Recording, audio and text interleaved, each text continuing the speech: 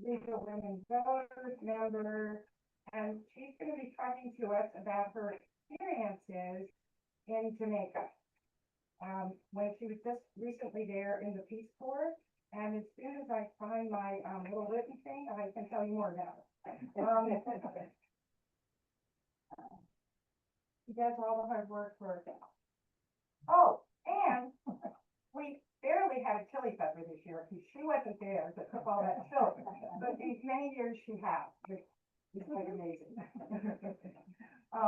So we'll pass you next week. Okay, are you ready? So a lot of Diane's career has been in academia as a professor of finance and business. And I know she's also talked about those issues for OSHA. Right. She holds a PhD in finance with minors in economics and quantitative methods from the University of Maryland, which is my alma mater.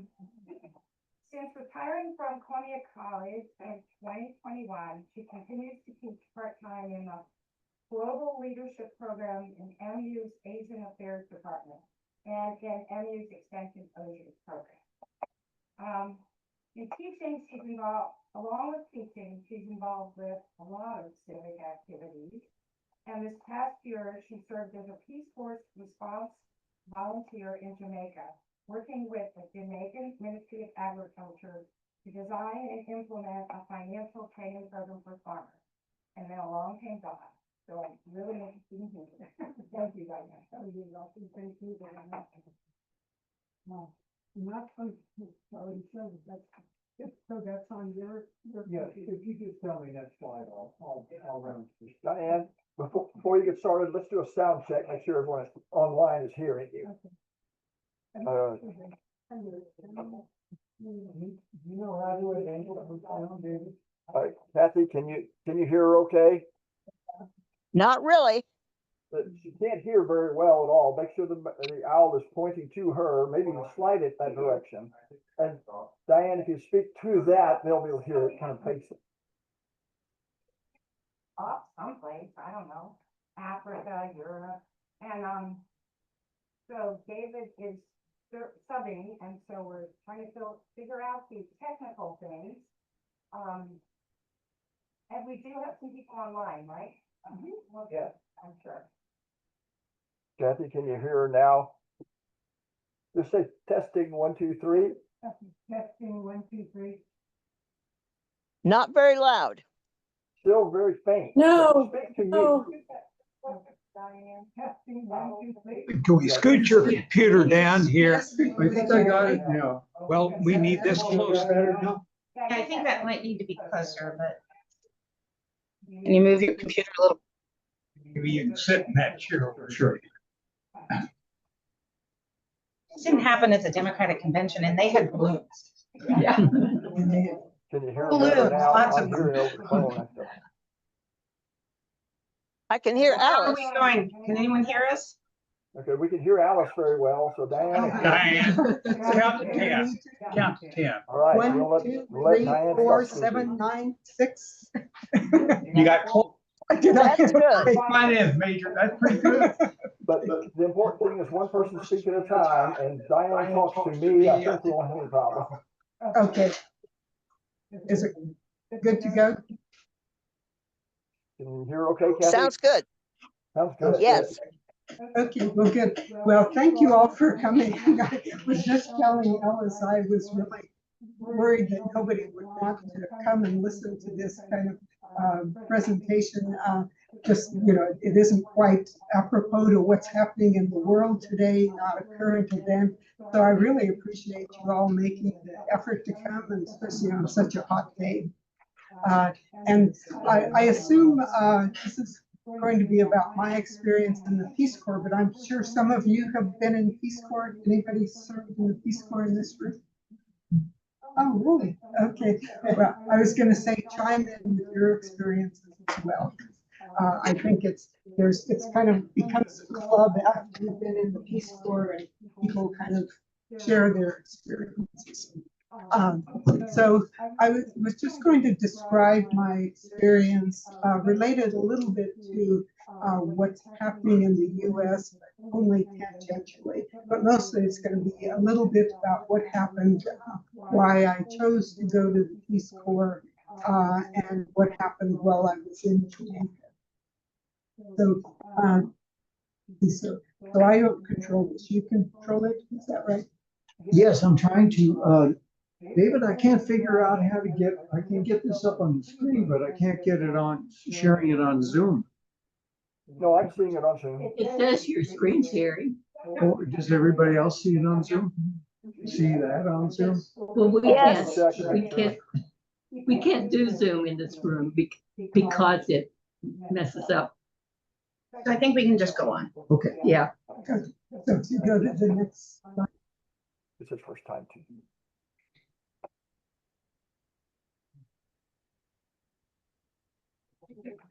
Down there on. Okay. So I guess probably a lot of people wonder why at my age, with all this white hair, why I chose to go to the And really, it was a dream I had when I was in my 20s. Really planned to go to the Peace Corps when I got out of college. And then things got kind of hijacked. I decided, well, I'll go to graduate school and then I'll circle around to Peace Corps. And that never happened because I ended up getting married and having kids. And it was really hard to lug 4 kids and a husband to the Peace Corps. So that became very much a dream delayed. But after I retired, I got to thinking, well, you know, I kept thinking about Jimmy Carter's mother, Lillian, and how she went to the Peace Corps when she was in her 70s. And it was like, well, maybe I'll give it a shot and see if it works. So that was when I decided to at least take a look and see what was out there and perhaps apply. The nice thing was that there were a lot of changes from the time when I was in my 20s till now. And the Peace Corps is much more flexible, much more robust, and offers a lot of different opportunities. It's not just go there for 2 years and work in a village someplace. So it really is a very different Peace Corps than what I was expecting when I was 22. Next. Yeah. Okay, so I actually went to the Peace Corps response program, and we're probably all familiar with the regular Peace Corps. You serve 2 years and 3 months. You don't necessarily need a specific skill set at all. Usually a college degree is all you need to get in the Peace Corps. You live and work in the community with members and kind of on community projects, and your main goal is to build relationships and share your culture. I went to the Peace Corps response program, which is a much more targeted sort of program. It's short term, it's usually 1 year or less. There are some assignments that are only 7 to 8 months, and there are none that last more than a year. They really want kind of seasoned professionals or people that have a skill of some sort. It doesn't have to be a fancy skill, but just some sort of a skill that you can bring to the job. You actually apply for jobs. And so if you go to the Peace Corps website and look at the response openings, they actually have specific job titles in specific countries that they need people to fill. And so if you happen to be a speech pathologist, you know, there might be a job that would be tailored for you in a particular country.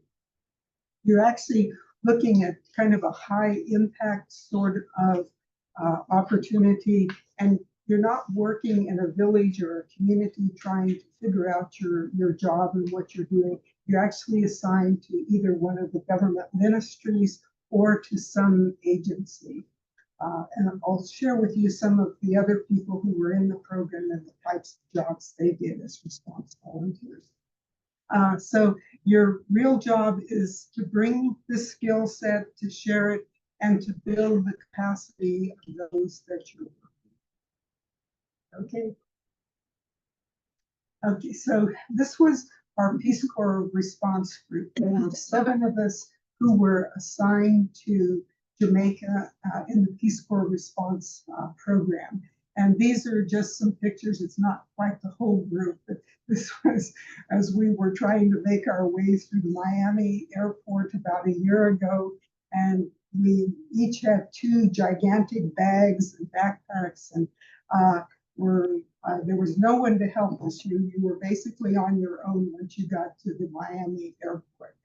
But they were a wonderful group, and you can see they're all ages, all colors, all kinds of different backgrounds. There were a few of us. The lady on the left with the hat on, she was the oldest member of our group. And well, she just turned 83. Wow. Wow. I can still do it. Yeah. Oh, yeah. That's the nice thing. There is no age limit. The health. You don't Okay. line that's great. You're younger. You're just trying to get benefit. The hardest part about getting into the Peace Corps is passing the health exams and going through all of the health criteria. And if you have a hangnail, they don't want you coming to you get that hangnail cleared up. So it's you have to be very much okay before you can go. But then you can see the youngest member of our group was 35, who was the blonde lady. So we had just a really interesting assortment of people and all different types of backgrounds. So we arrived in Jamaica, and this was the full 7 of us. And you can see the different ages, the different sizes, the different colors. And the picture on the right is the Peace Corps headquarters in Kingston. And that was where we spent our first couple of weeks. We were doing an orientation program there and also working with the staff. And I think if you can go to the next slide and hopefully click on that, maybe we'll be able to play this. But control click.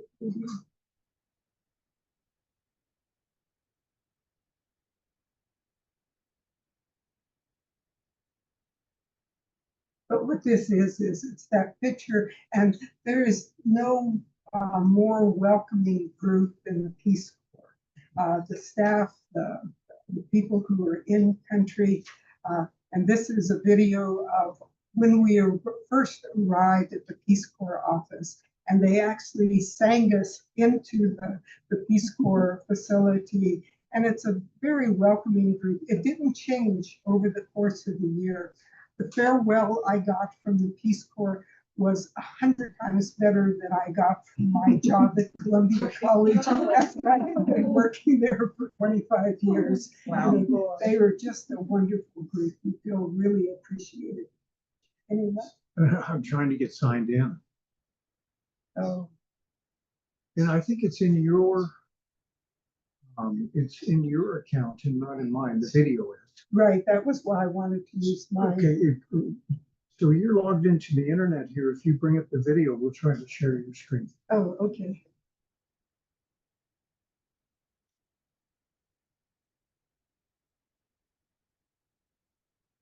Hey, Greg.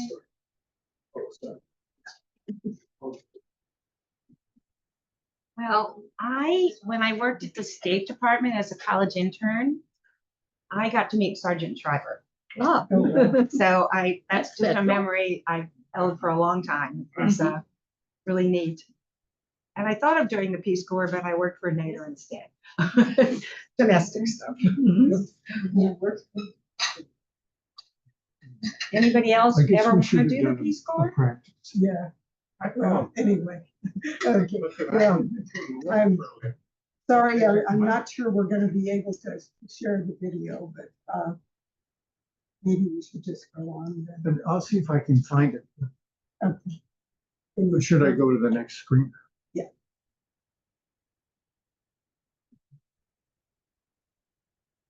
Okay. So after the welcome, we had a 2-week orientation, and these are very intensive sort of orientation sessions. You pretty much from 8 o'clock in the morning until 6, 7 o'clock at night. And they do everything from language training, which in Jamaica, they speak English, except there's a dialect, patois. And they tried to teach us patois. I was a very lousy student and never really learned it. I could easily sit in a taxi cab for an hour or two, and there would be people talking in patois around me, and I would not understand one word. So I never did master that. So thank goodness I could understand their English. There was cultural training, safety. Peace Corps spends a lot of time on safety, and I don't know whether it's especially in Jamaica. I know before I left, people were telling me how unsafe Jamaica was and dangerous, and which I didn't see at all, but we did have an awful lot of safety training. Transportation, that's a big issue because once we got flunked in our spots and location, you were pretty much on your own to figure out how to get around. Peace Corps doesn't allow you to have a car or to drive. So in Jamaica, we were reliant on public transportation, which that's kind of a misnomer. It's basically people who have taxi cabs who pile as many people as they can into the taxi cab, and then, you know, you're off on your merry way. So, but you have to figure out, you know, is this, if I get in this guy's taxi, am I going to St. Anne's Bay or Ocho Rios, or am I going the opposite direction into the mountains? So, but there's no map, no teaching, you know, other Peace Corps volunteers kind of help you navigate it, but it's really a learn by doing sort of thing. Housing, one thing nice about the Peace Corps response is we have our private living space, and I'll show you a picture of the place where I live. So unlike the regular Peace Corps who often live with a community member, we actually had our own housing. Finances, Peace Corps gives you enough money to live on, to pay your rent, to buy food, and for transportation. And so one of the big things they want you to do is to make sure you budget it, because if you run out, then you're on your own to figure out how to make up the differences. Living in the community, do's and don'ts. They even taught us some sign language. One of the people in our group was actually going to be working in a deaf village and helping them set up an irrigation system and a farming system. So the sign language was actually very important for her, and the rest of us got to tag along. Next one. Diane, what was unsafe and what were some of the don'ts? Some of the don'ts is we could not go out in the evening at all. So even with someone else? if we were with someone else, but we couldn't go out alone at all.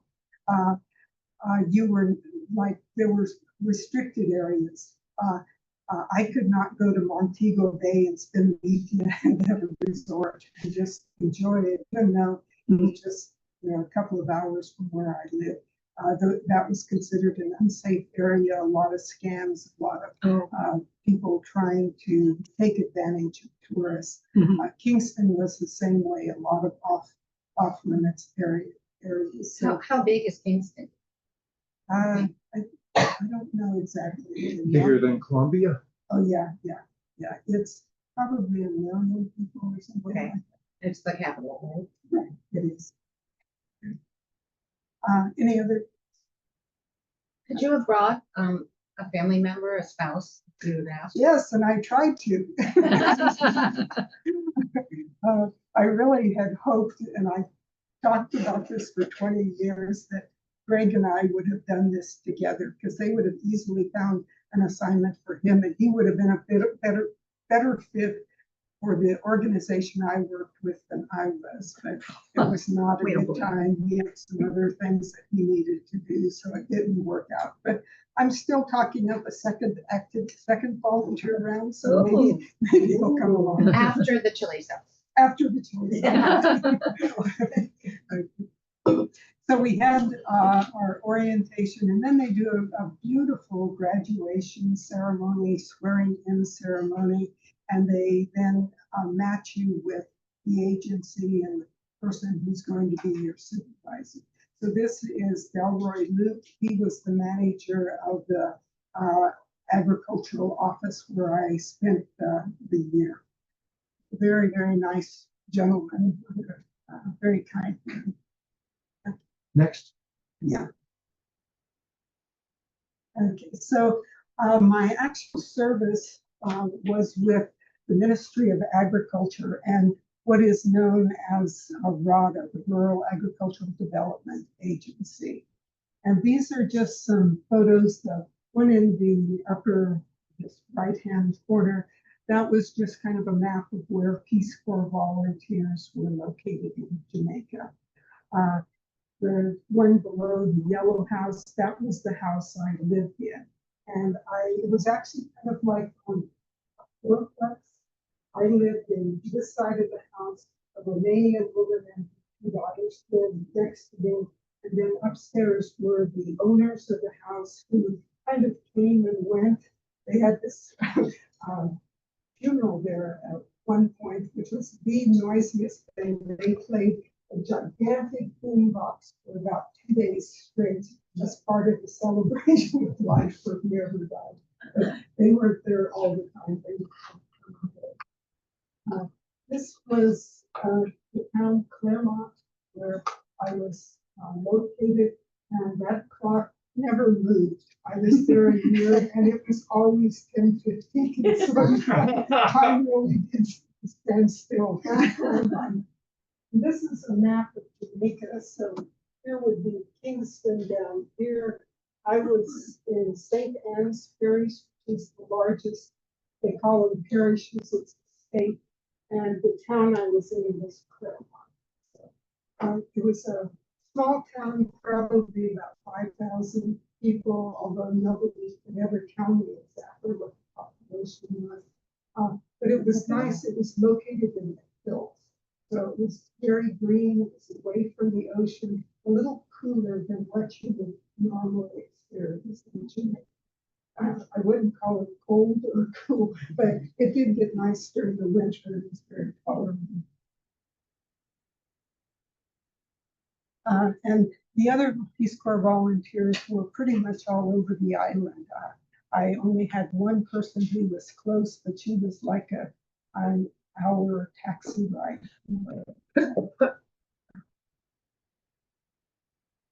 So my assignment was with the Ministry of Agriculture, the Rural Agriculture Development Authority, which is pretty much like our extension agencies here. So I worked with the extension officers going out to work with farmers in the hills. And my official title was a rural sociologist, which I had no clue what a rural sociologist was. Still don't know what it is. Okay. Okay. So the first question really was, what was a rural sociologist? And it was a great title, but actually the people at RADA, they had no clue what I was supposed to do. They had this beautiful position description, but you've probably all read those descriptions where it tells you nothing. It's, lots of pretty words and fancy titles and things that you were supposed to do, but no idea. And I truly think that this St. Anne's Parish, which is where I was at with this RADA agency, it was kind of like, oh, Peace Corps came and said, would you like a volunteer? And it was kind of like, oh, sure, we'll take one. But I don't think they ever thought through exactly what they were going to do with the Peace Corps response volunteer. These were some of the job descriptions that were in my position description. Assess farmer groups. And farmer groups are like in a particular area, the farmers would kind of decide to act collectively, and they would try to set up buying groups and training groups and things. So it would be usually 20 to 60 farmers who would be part of that. So I was supposed to assess them. I wasn't sure what I was assessing them for, but register farmers groups. There's a big, long process. They have to register with the ministry, help them through that process, except all my farm groups in my area were already registered. So that really didn't work out. Mobilize resources. You know, do I get a wheelbarrow and move dirt and things around? Train farmers, increase capacity. Those were kind of the jobs that I was supposed to be doing. So very nebulous, very difficult to know exactly what I was supposed to work on. Okay, so the first 3 months were really, they were interesting. It was truly like watching paint dry. You know, I would every day, and that was the interesting thing. I had retired, so I wasn't used to having to go to a job every day. Well, all of a sudden I was back having to go to a job and be at the ag office at 8:45 every morning and stay until 4:30. You know, the hard part was, what am I going to do while I'm there? And so they didn't know where to put me, so they stuck me in a conference room with 2 interns. And these interns were, I think, were scared to death of me. They sat at the other end of the table, and I sat here, and I would try to talk to them. And, you know, one kid mumbled. I never could figure out what he said. The other kid did finally kind of warm up, and we became friends. But those first few months were a little strange in terms of trying to fit in. And I truly had to invent activities. You know, I would try calling people, I would send messages, but it was very difficult to actually make connections.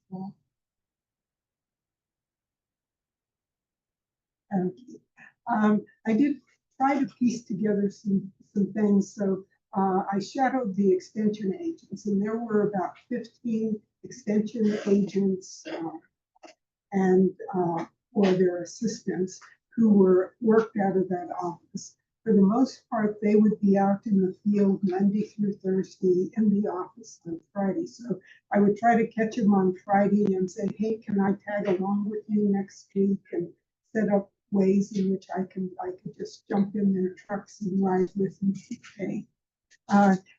The ministry was trying to push farming as a business for farmers, to give them that mindset that farming is not just, you know, kind of a hobby, or it's not just something you do to make a subsistence living, but it really should be run as a business. So I did put together some presentations and go out and do those, but they were one-off presentations. I would go and give that presentation for an hour or 2, and then that group would not meet for another month, and not a one of them ever invited me back. So I'm not sure what that's. Diane, what are the major crops besides marijuana? Major crops, cabbage. They grow a lot of cabbage, a lot of pumpkin, a lot of cassava. There's also sweet potato, yams, I think, are their biggest export crops. Then pineapple, banana. So a lot of what you would normally associate with tropical crops. And this, where I was, St. Anne's, it was the largest parish, and it also had it was a lot of cash crops that they were growing. So they would grow them and immediately sell them. They weren't necessarily storable crops like you would find in other parts of Jamaica. Okay, sorry. There were a lot of fun times, so it wasn't like those first 3 months were boring or anything. They really were an awful lot of fun. I met a lot of farmers. You know, I would go to these farm meetings and just sit down and talk with them. They were delightful, wonderful people. I got to know my RADA officers. That top picture, one of the traditions in Jamaica is when someone dies, they kind of celebrate them first by doing a grave digging.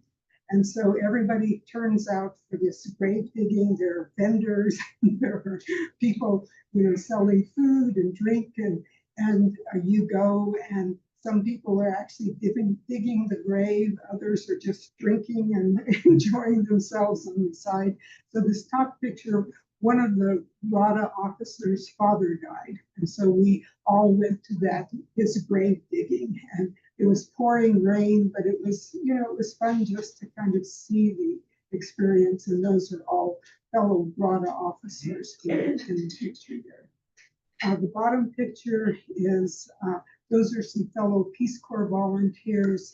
The lady in the back, kind of grayish hair, and the two guys on what would be the left side. Those are 2-year volunteers. The lady in front, Helen, in the green shirt, she was a response volunteer. But it was good. They all lived in St. Anne's Ferry. So every couple of weeks we would get together and go. Yeah. And I don't think we can't play this video. Is that correct? Okay. Anyway, that video was an experience trying to take public transportation. And if you do get a chance, and I'm glad. All right. No. Oh, I do this.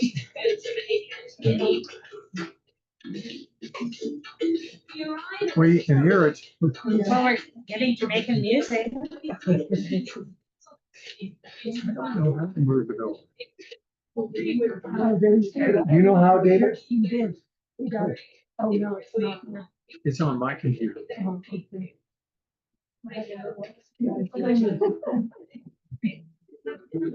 Anyway, this is a video of 2 Jamaican girls who are taking public transportation.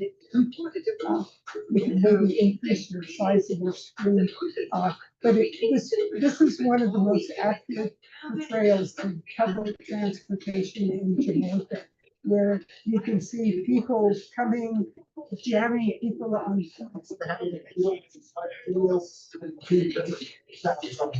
Oh, okay. So maybe we need to turn it off. A very funny video. They showed us this during orientation, and as volunteers who hadn't been in the field, we kind of laughed and said, "Oh yeah." But it truly was. I would sit in a little taxi that was kind of like a Honda Fit or something like that. And there would be often 8, 10, 12, 15 people crammed into that. And, you would have people sitting on you. I went on one ride and my arm was behind me and it fell asleep. It took about 2 hours for it to come back to life. The transportation, there are also the school buses. So in the morning we would go and pick up all the little kids. I often had, a child or 2 sitting on my lap as we were going to. Oh, right. So it really is. And that was one of the hardest things when I came back. I actually missed that. I feel really guilty and strange sitting in a car by myself driving. I feel like I need to stop and pick people up and say, okay, where do you need to go? Because it really was a very efficient use of cars. But did they allow animals? Because I know in Mexico I saw that. Yeah, there were animals as well, and people would load, any groceries. The RADA office, you'll see in another picture, we gave away 10,000 chickens one day, and people would call a taxi cab, and they would get in the taxi cab with the other people and their crate of 100 baby chicks. So yeah. It was all kinds of stuff. Live baby chicks. I'm interested in the demographics of the farmers that you work with. Was it male and female, or all male? And what was the age? Oh, great question. They were male and female, and ironically, in my trainings, they were probably predominantly female. Wow. Probably 60% female, 40% male. Demographics, the farm population is actually getting older in Jamaica. And that's one of the struggles of the ministry, is to get young people to come in and do farming.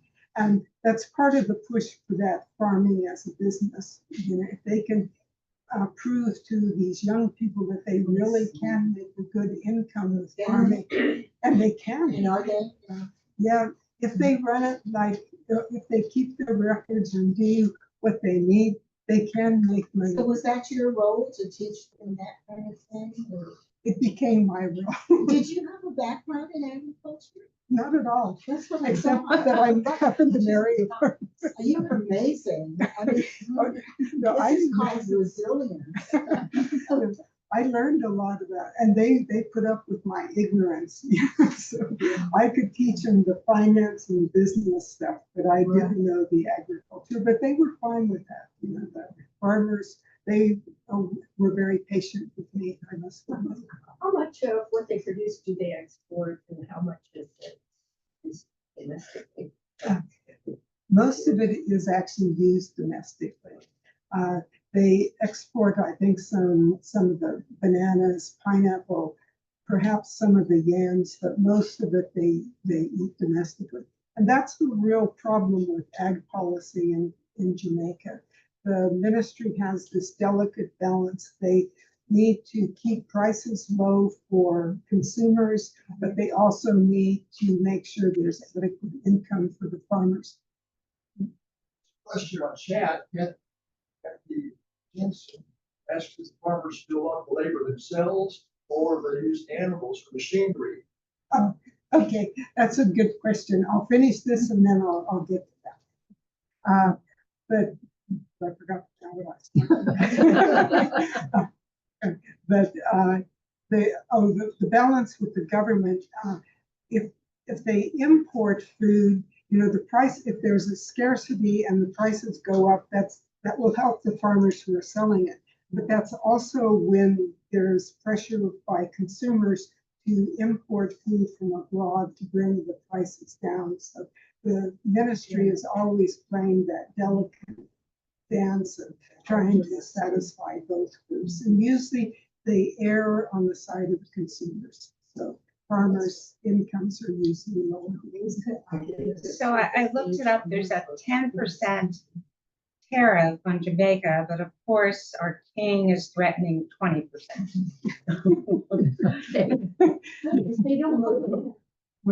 They don't buy enough from us. Well, they're not. That's true. It doesn't sound like they subsidize the farmers like they do here. No, they don't. That's very hard because they pretty much have to make it on their own. Sure. They do give them sometimes some fertilizer or some seed or something, but yeah, I never heard anything about subsidies. But Diane, how about healthcare? Do they give people basic healthcare in Jamaica or cover some things like that? That's a good question, and I got mixed answers when I tried to find out. I think there was some health care that was provided, but it was kind of minimal, and I don't know how much they would actually have to pay out of pocket. Okay. I forgot Janet or Kathy's question. The farmers manual labor or they have animals and machinery to help? Okay, the farmers I worked with, it was mostly manual labor. In fact, as I was doing one of the trainings and one of the parts of the training program I developed was for them to create a business plan. And this one guy said, in my business plan, I am going to buy a tractor. That's going to be one of my goals that I'm going to set. And he said, I never want to have to use what he called the fork, a pitchfork, again. And so it was like they were out there in those fields. It was all totally manual. Very, very hard. Okay. Was that a realistic goal? To buy a tractor? Yeah. Yeah. I think he could. Or again, the farm group could have collectively bought a tractor and shared it. Yeah. So during that initial 3 months, I learned a lot, but contributed very little. RADA officers would look at me, and I'm sure they were thinking, what is this freeloader doing? You know, she just comes and sits here and, you know, doesn't contribute anything. but that eventually changed a little bit. These are just some pictures from some of those experiences during the first few months. The picture in the upper left, we were making pineapple wine out in the field. So if anybody needs a recipe for pineapple wine, let me know. The lower picture was the disabilities farming group. And this was so sad to go to this group because these farmers, they were disabled. Many of them had physical disabilities. The treasurer of the group, which I was trying to help, she was schizophrenic. The leader of the group was blind. So they were disabled.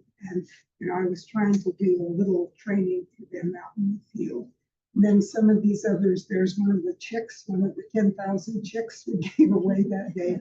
But just some pictures from some of the villages and the countryside there.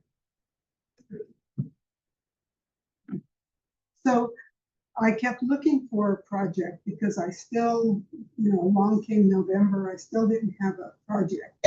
And I finally was inspired by a fellow by the name of Leighton Brown, who was the true rural sociologist for RADA. It took us 3 months to discover that there really was somebody who had held that title. And I went to one of his trainings, and he was doing exactly what I was hoping to do, which was a multi-week, multi-hour training on finance for the farmers. And so I used his model and then started to develop a training program from there. So what I did is I decided that the farmers, when I would go out to visit them and talk about these things, they would sit there with a little tiny notebook and try to take notes. They had no materials whatsoever. And anybody who came to do a training, there was never any material given directly to the farmer. So I decided that maybe one of the things I could do was to write a manual form, which is what I ended up doing. And this was the manual that I wrote. It's Roots to Prosperity, a financial toolkit. And you're welcome to take a look. This was actually one that we were, somebody used, so you'll see where they wrote notes and drew some pictures. And so that was kind of the start of it, was I was going to write a manual so they could have something that they could take home and look at and use. But then over the next 3 months, I designed a financial management training program. So I wrote the manual, I identified the groups that we were going to train, we set up a schedule for how we were going to do the training. I figured out how we were going to support this group's finance. And one component of it was going to be a peace program. And then I designed the package. So there are 8 modules. So I created 8 modules with PowerPoints and all of the forms and anything anybody needs to do the training. And that basically took November, December, and January.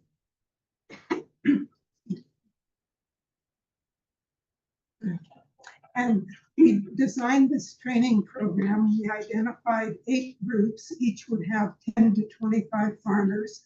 We would meet 1 day a week for 4 to 5 hours, and we would continue that for 4 weeks. So farmers had to commit. They self-selected if they wanted to be trained, and then they would have to commit to being there 4 weeks in a row for 4 to 5 hours each day. So they had a total of 16 to 20 hours of training, and I would go to them. So we had a meeting spot which was central to their area, and I would travel to them and do the training wherever it was. And one of the things, the rule that RADA had was, because it was a multi-hour training, I had to provide lunch. And so that really increased the cost of this enormously.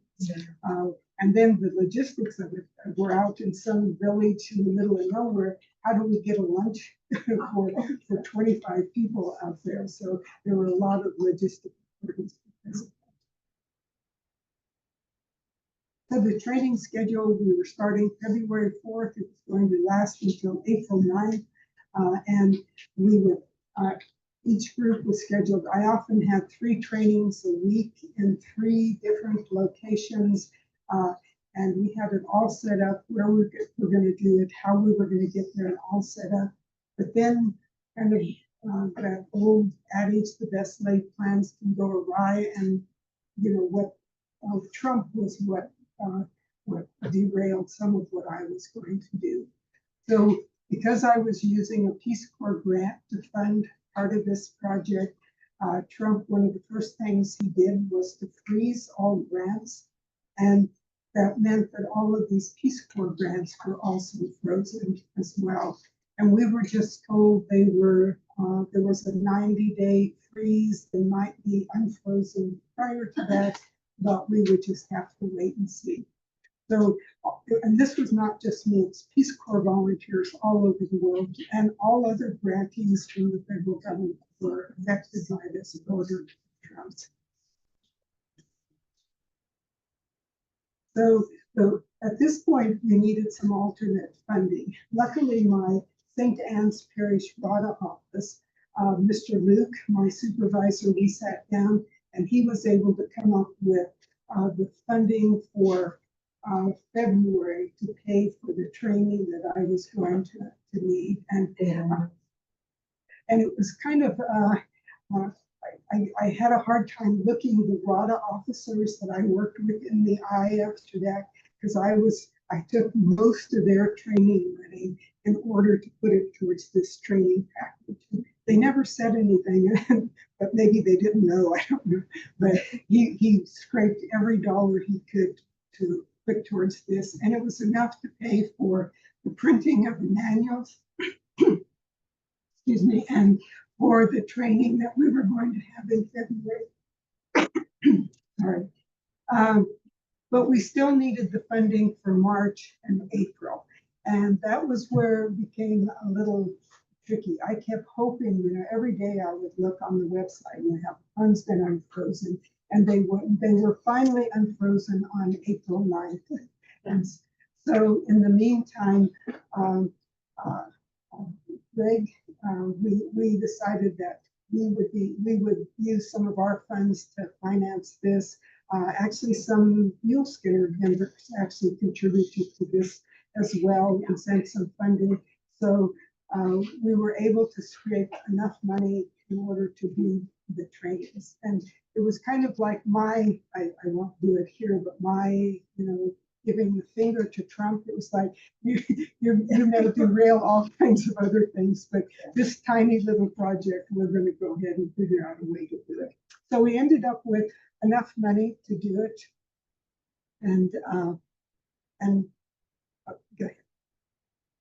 And so we have the trainings, and these are just some pictures from these. And I think what's so exciting as we look at these, you know, we were not in fancy classrooms. We didn't have equipment. You can see they're sitting on rickety folding chairs, or these, some of the most uncomfortable benches you can ever imagine. It was hot, you know, often windy. There was this one place where my papers would constantly blow someplace. So we weren't in fancy locations. You know, these people here were actually in a child's classroom in a church. So they were sitting at these little tables on these tiny beds, tiny chairs. And there was not one complaint from anyone. They would come, they would sit down at 10 o'clock in the morning, and they would leave at 3 o'clock. And they would never ask for a break. You know, I would ask, do you want to take a break? Or, you know, and no one would ever take a break. So we just went through, you know, it was like, I needed a break, but we still didn't take one. Right? What was the literacy level like? Were they pretty well educated, able to understand? They were, yeah, they were. They all had probably what would be high school educations, very, very articulate, very literate, but they lacked kind of the training, especially in finance and business skills. So eager to learn. They would come and We gave them a manual, we gave them paper, we gave them all the forms that they had to do we worked problems, so they knew how to create a budget, how do you keep your records, how do you come up with a cash flow? And they would sit there, and you can see they're doing it on their laps. They're doing it while they're holding their babies, and the kids were jumping around. So, but they were so dedicated, it was just really amazing. And these are some of the other, I love that middle picture. That lady brought her, I think she was about a 6-month-old, and that little baby was the best little girl. She would just lay on her lap, or she would be passed around to everybody in the classroom. But people were sitting there, they were very excited about learning. And these are just some more photos, but very, very, very diligent in terms of really wanting to learn.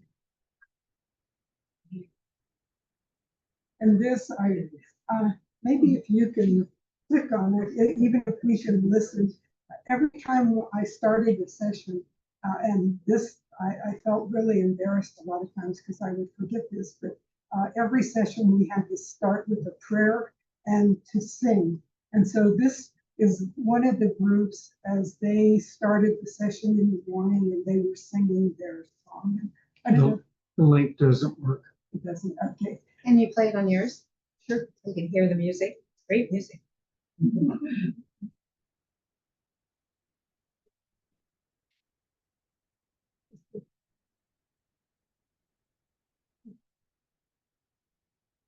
No, mine doesn't seem to want to play here.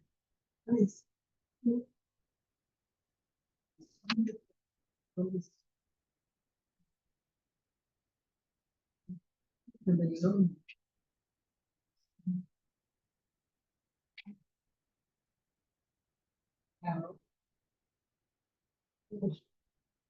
Well, folks, if you wanted to hear it, we could look back at the recording. Maybe we'll get to play it on that. I'm not sure. Yeah, I'm not sure we'll be able to hear it here either. We just didn't hear you talking about it. Okay. But it was nice. They would all stand up and sing. Often somebody would jump up and go to the front of the room and lead the dancing. Religious song? Yeah, it was. And Jamaica is a very religious country, and so you ride in the taxis and religious music is blaring from the radio. I was glad the very first time I was with this very, very reckless driver going down the mountain. And the only thing that comforted me was he was playing Rock of Ages. For the music, and I thought, well, if I make it to heaven, that's a fitting way to get there. Is that the next slide? Yes. Go back one. Back again. Maybe back again. Here, maybe I just want to go down one more. I just wanted to point out, it was not easy for these farmers to get to these trainings. For me, I would, bump along in a truck for an hour and a half. But these people had to walk miles to get there. Sometimes they would get in crowded taxis, so it was expensive for them to come. They hitchhiked. Many a time we would be leaving a training and 4 or 5 people would jump in the back of the pickup or the back of the van. And so it was, they, however they could, they tried, they made sure they made it. And so for them to come 4 weeks in a row, do these trainings, just because they wanted to learn was an amazing thing. That speaks to how well you were training them. Yeah, for sure. Oh my God. Yeah, they were wonderful. This was my favorite part, was working with them. So what was the average income for like some of these farmers, particularly women? Do you have an idea, Diane? That's a good question. It might have been $5,000 or Right. something. Yeah, not very much. Because all of the farmers I was working with, they had anywhere from half an acre to an acre. Maybe if they were some of the wealthier ones, they had 2 or 3 acres of Not land. much. There were really wealthy and big farmers, but they were coming to this training, they obviously didn't need. So these were very small people who just really needed to learn some rudimentary finance tools so they can help to grow their business. Keep going. Yeah. So at the end, there were 75 farmers who went through the entire training program, that 4 weeks, and they received certificates for doing that. And we had a graduation ceremony. We put them on May 9th. Greg came for that, as did one of our sons. It was a fun time, a little disorganized, but it worked out okay. But it was just wonderful. They were so excited about receiving that certificate. Wow. And these are just some of the groups as we went through the graduation. It was nice. They all wore colors. So like the blue was one group and the red. It was a really nice way to kind of distinguish their group, and anywhere from 2 or 3 people in a farm group to 20, 25.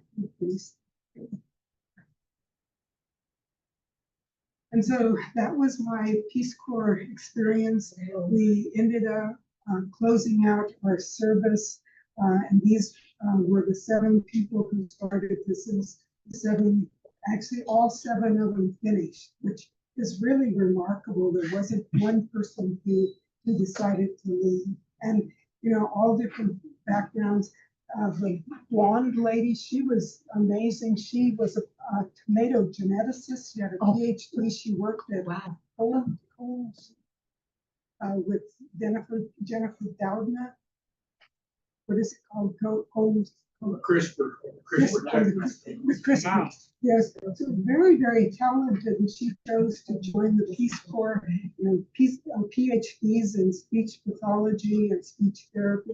So just the lady on my side, Nancy, she was the president of a college in Florida and had been a director of nursing homes, and she retired and she decided she just needed something to do. So she joined the Peace Corps. So all different backgrounds, ages. Wonderful, wonderful. I think we have a question. Yeah. I have a question. Now that you've been through it, kind of got your feet wet, is it out of your system, or would you see yourself doing it again in a few years? That's a good question. If I'm alive in a few years, I wouldn't mind doing it again. I would like a shorter stint. I think I ended up staying for 10 months because that was when my project ended, and so I came back. I would love to go for 4, 6, 7 months. 10 months, I think, was a little bit long to be away from home, family, and all. But I would do it again. And I would encourage, if anybody is interested, I'd be glad to show you where to go, how to navigate that stupid health system so you can avoid some of the problems or issues that come with trying. So they still have money for Peace Corps now? Oh, yeah. Peace Corps funding hasn't been cut at all. And that's in the State Department still, right? Or not? Yeah, it is. But if you go Google Peace Corps response volunteer opportunities, I just looked yesterday, there's something like 25, 30 opportunities right now, people who are interested, and they're in some really neat places. So I would encourage you, I'm happy to talk to anyone if you're at all interested. Well, thank you, Diane. This was just wonderful. I mean, I'm wondering if they were 3 minutes in. I think we've got another question here. Are you planning, or is it part of the program to test what this has, or comparing, you know, how well they did 1 year with the next, or is that just too complicated? That's a great question, Elaine. And what I'm hoping to do that just on an individual basis. I still you want to know, you know, just how effective and what. That's true. And I'm in touch with a number of the farm group leaders that went through the training. And I'm hoping maybe to go back at some point and just touch base with them, or maybe through some Zoom sessions to continue to see, monitor how it's going. Unfortunately, It's not built into the program. no, I mean, you would think the Peace Corps would want. you would think so. Did many of the folks have access to computers and internet and stuff like that? Not. It was sketchy. Some did, some didn't. So it was not a large percentage. And I doubt if there's internet in the rural areas, so. Yeah, very true. Well, this is wonderful. We have another question. I'm curious, how the loans system was worked out. Was that through the Jamaican government? And then who decides how those loans are granted? Because we've had some real inequalities in our country in how loans are passed along. And I'm just curious how farmers. Most of them don't get loans. And that was part of what this training program was aimed at. If they go to the regular banks, the banks will tell them, well, bring us your farm records, your financial records. Yes. And if you can prove that you're doing well, you're making a profit, then we'll be glad to give you the loan. So this is the whole point. It was, okay, we spent, a chunk of time figuring out what records do you have to keep, and then how do you analyze those records? How do you package them so that you can go to the bank then? And so that would be really the next step. Okay, are you keeping your records? If so, then let's identify the organizations you can go to for loans. And unfortunately, that wasn't built into this.